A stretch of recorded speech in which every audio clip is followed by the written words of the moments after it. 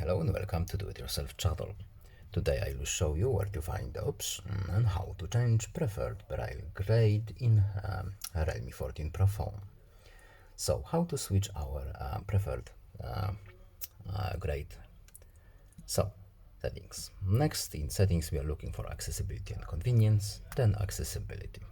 Then we need to tap the Vision tab at the top, then TalkBack. Next, in the top right corner, we have this cog menu, and here we have our Braille options. So, Braille Keyboard options. And here we have our preferred Braille grade. And we have two options available.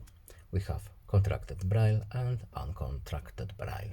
So we can choose whatever we want from these options. And that's all.